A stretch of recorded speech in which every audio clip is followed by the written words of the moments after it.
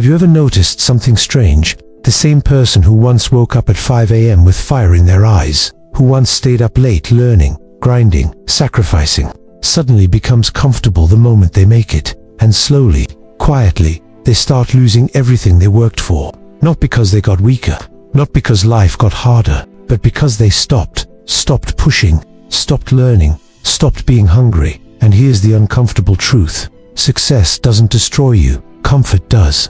This is the story of a man who climbed from nothing, built something extraordinary, and then watched it collapse, not from failure but from success. Stay with me, because what happened next might change your life. There was once a man named Adrian. At 27, Adrian had nothing, no degree, no connections, no financial backup, just a small rented room, a broken desk, and a dream that most people would have laughed at. He wanted to build something of his own, not just a job, not just income, something meaningful. But life hadn't been kind to him.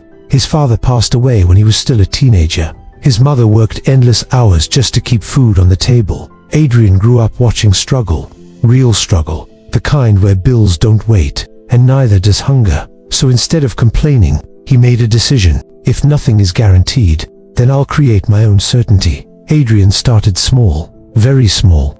He began repairing old furniture from his neighborhood, chairs with broken legs, tables scratched and worn. He fixed them, then he sold them, sometimes for profit, sometimes just to survive. His hands were always rough, his clothes always dusty, but his mind, sharp, focused, hungry. Every morning he woke up before sunrise, not because he liked it, but because no one is coming to save you. While others slept, Adrian worked. While others relaxed, Adrian learned. He watched free tutorials, read old books, studied design, business, marketing, anything he could get his hands on. At night, when the world went quiet, he didn't scroll. He practiced, again and again, and slowly, very slowly, things began to change. His work improved. People started noticing. One satisfied customer became 3, 3 became 10. Word spread. Go to Adrian, he's different. And that difference, it wasn't talent, it was care. He treated every piece like it mattered, like it represented his future. Years passed, and then one day, everything changed. A local business owner walked into his tiny workspace. I want you to design all the furniture for my new cafe. It was a massive opportunity. Most people would hesitate, but not Adrian. He said yes. That project changed everything. The cafe opened. Customers loved the design. They asked, who made this? And just like that, Adrian's name started spreading beyond his neighborhood, then beyond his city. More orders came in, bigger ones, better paying ones. He hired his first employee, then another, then a small team. The tiny room turned into a workshop. The workshop turned into a business. The business turned into a brand. By 33, Adrian had everything he once dreamed of: money, respect, stability, a house for his mother, a team that worked under him, a name people trusted. He had finally made it, and for the first time in years, he allowed himself to breathe. At first, it felt deserved. He slept a little longer, skipped a few mornings, told himself, I've earned this. But what he didn't realize was this: rest, when it turns into comfort, becomes dangerous. The changes were small, almost invisible. He stopped checking every product personally. They'll handle it. He stopped learning new skills. I already know enough. He stopped pushing himself. I've proven myself. Days turned into weeks, weeks into months, and something inside him began to fade. Not his business, not yet. His edge, his hunger, his discipline. He started spending more time outside than inside his workshop. And the world didn't stop. While Adrian slowed down, someone else sped up.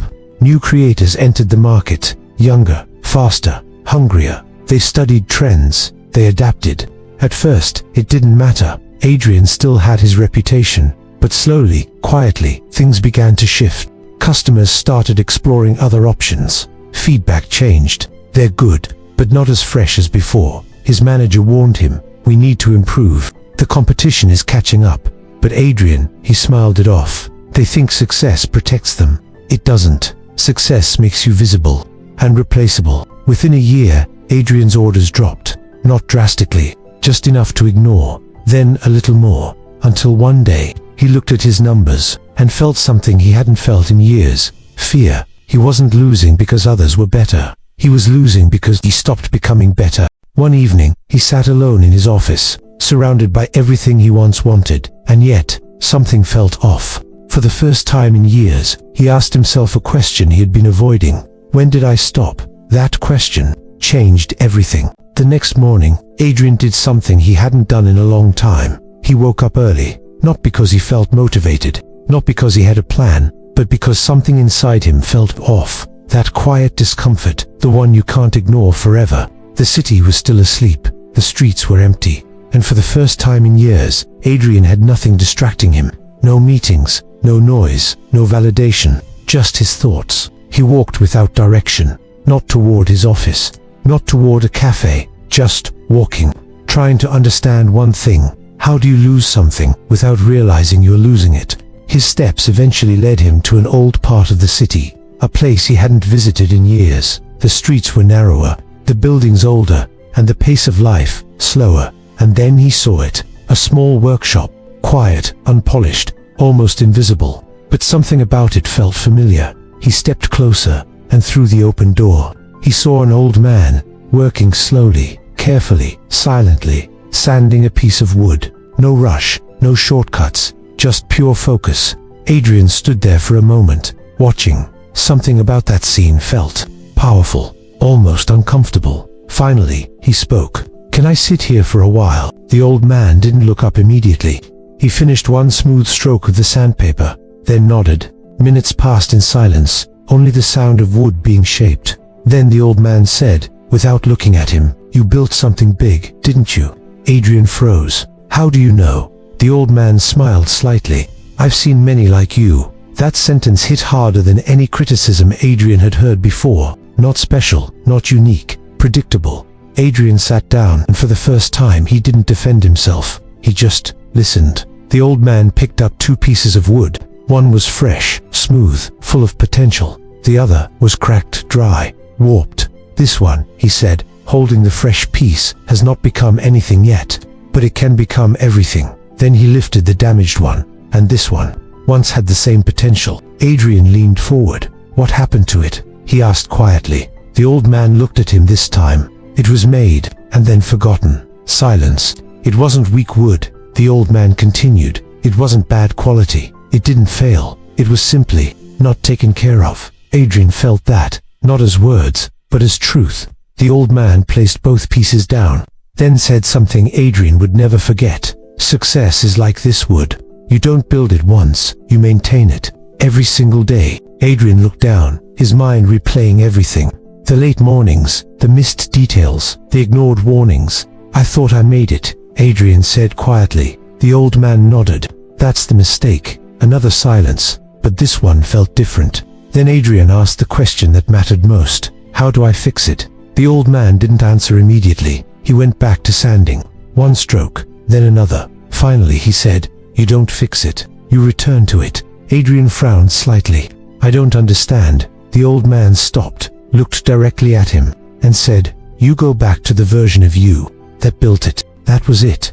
No long lecture, no complicated strategy, just truth. Adrian sat there, and something inside him shifted. Responsibility. Because deep down, he already knew what he had to do. He just hadn't been willing to admit it. That same day, Adrian went back, not to his office, to his workshop, the place where everything started. It wasn't how he remembered it.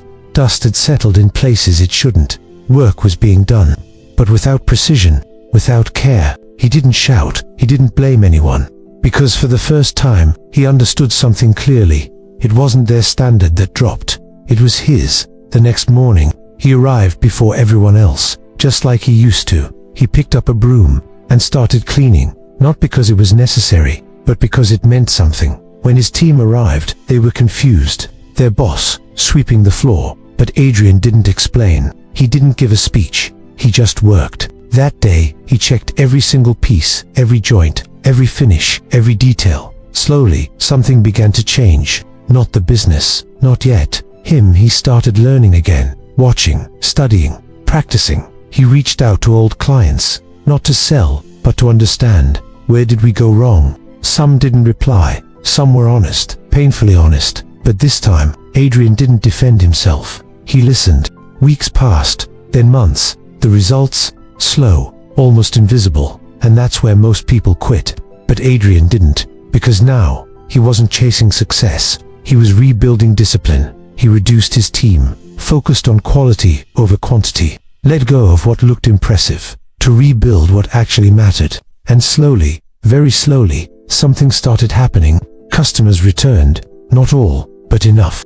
New ones came, not because of his past, but because of his present. His work improved, his focus sharpened, his standards rose, and one day, almost 2 years later, Adrian stood in his workshop, holding a finished piece, simple, clean, perfectly crafted, not his biggest work, not his most expensive, but his best, because this time it wasn't rushed, it wasn't assumed, it was earned. A few days later, he returned to the old workshop, carrying that piece with him. He placed it in front of the old man. The old man ran his hand across it, slowly, carefully. Then he nodded. "You're working again." Adrian smiled, not proudly, but quietly. "Yes." The old man looked at him and said, "Good, because the moment you stop again, you already know what happens." Adrian nodded. He knew, and this time, he wouldn't forget. Listen carefully, because this part matters. You don't lose your life in one big mistake. You lose it in small neglect. In the mornings you skip,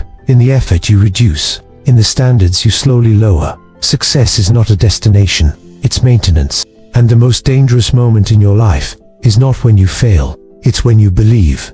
You don't need to try anymore. Before you leave, I want you to do one thing. Type this in the comments. I'm starting again, not tomorrow, not next week, today. And if this story made you realize something, share it with someone who needs this reminder, because sometimes people don't need motivation. They need a wake-up call. And if you want more stories that hit deep, that challenge you, that rebuild your mindset, subscribe, because the next story might be the one that changes your life. Stay disciplined, stay sharp, and never fall asleep on your success.